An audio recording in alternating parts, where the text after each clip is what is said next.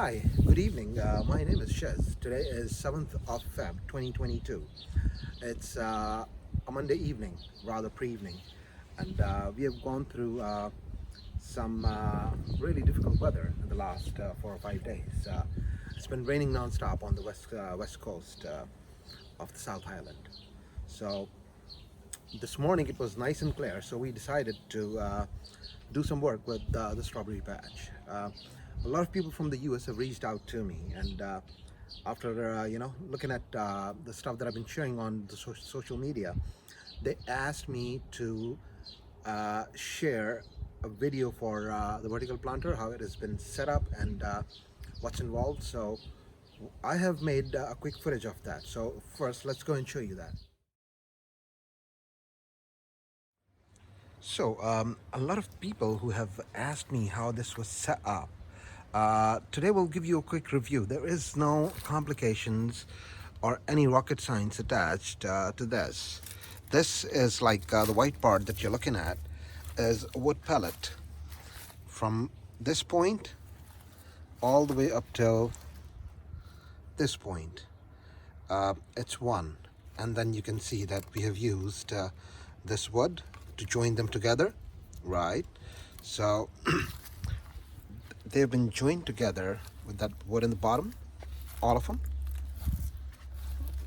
And then these are also being nailed in the wooden fence at the back. So they're really sturdy, and we have had lots of spell of bad winds. And there is a system going on in the West Port right now on the South Island, which is affecting a lot of people. So if I move the netting away and show you underneath, you would see that we have fixed this wood underneath with nails. Don't worry, there's enough room here for the water to exit, and it's done on pretty much all of them, and the bottom one as well.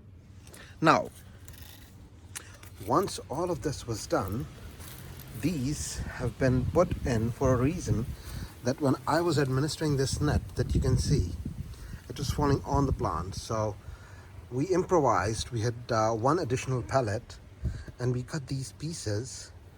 Now when the net sits, it sits perfectly on the entire vertical planter.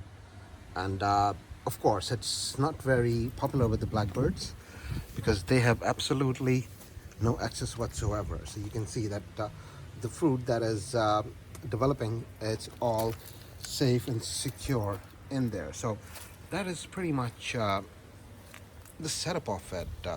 People living in New Zealand, England, America, you can get these wood pellets from the business states or from the industrial areas. I procured these white ones free of cost.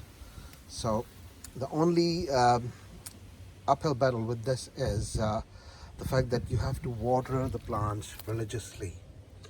If I could show you closely, the soil needs to have good moisture level all the time because they are sitting in a confined medium. So that is pretty much the setup that we have had. I mean, it's working beautifully. It has survived lots of rain, lots of winds and storms, and it's still standing strong. So that's pretty much the setup of the vertical planter, and I hope it will help.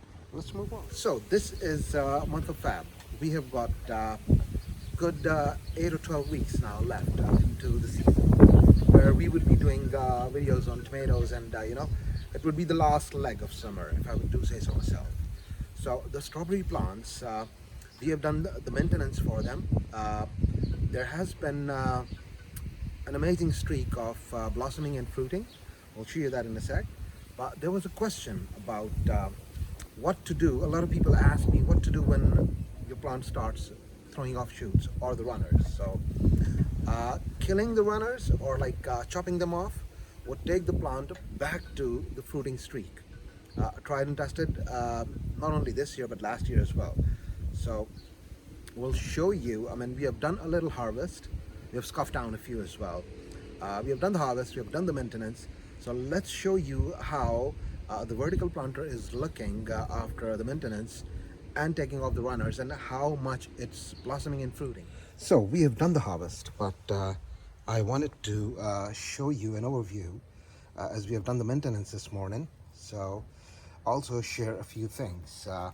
People have been asking me that why their plants are throwing runners and not doing any fruit. It's a funny phenomena. I mean, I have chopped off a lot of runners from these plants. So when you chop off the runners, you're actually telling the plant that it's no use multiplying and it eventually goes to fruiting. Tried and tested in the last few weeks. See, more new flowers coming out. And if I give you a little, move a little further, you would see that it is doing lots of flowering. And we are getting bees on here as well. As you can see, normally we have a netting on this, but this bee has decided to come and rest here. It's a beautiful creature. It's always good to have bees in your garden. So in the middle aisle, you can see we are getting good fruiting and encouraging the runners. So this plant, I really like the strawberries on this. This is like the second year in the running. So I decided to throw off some runners, and I emptied this aisle and I've put the new plants in there. So these are doing really, really well. I just need to load up a bit of compost and a bit of coffee ground, and this would be probably going to fruit either late in this season or early next season. See, cutting off the runners have done the trick. The plants have again gone towards the flowering and fruiting cycle. Check out the new flowers and more fruit. And here we go. So I know I've only got what, about a dozen strawberries right now. We have scoffed a few before making this video, but I mean, if we look, it's looking really, really well. I'm quite happy with the vertical planter. This probably has been one of the best decisions of the season, and I'm quite happy with it. So once again, things to consider: chop off the runners, keep the good diet up for the plants. And I have tried this. I don't know if it's going to work with you or not, but they would eventually go towards the fruiting cycle if you would chop off the runners. So that's pretty much it. Let's move on with the rest of the video. So you have seen how it has been built. There is no rocket science attached to the vertical planter. People living in New Zealand, Australia, UK, America, you would easily get the pallets. You have to join them together. Make sure if you've got a fence, you can nail them into the fence so they're sturdy and stable to withhold through the difficult weather conditions. Also, the second fruiting cycle, it would come if you would just chop off the runners. Last year, the winter we had was quite mild, so my strawberry plants were fruiting all through the winter. But because of the fact that they don't get the required heat, so the taste of the fruit is not the same like you would get that in the summer. So I'm hoping that this episode would help all the viewers in the US who want to, assemble this vertical planter. It's quite easy, and if you have any questions on that front, feel free to drop them down in the comments. And that's pretty much it for this episode. We will be doing lots of episodes on tomatoes in the weeks to come, because most of the varieties that we are doing are indeterminate varieties. So let's call it a day. Stay tuned, and wherever you are, stay safe out there in the pandemic. Have a lovely morning, afternoon, evening, and night. Have a lovely day. Goodbye.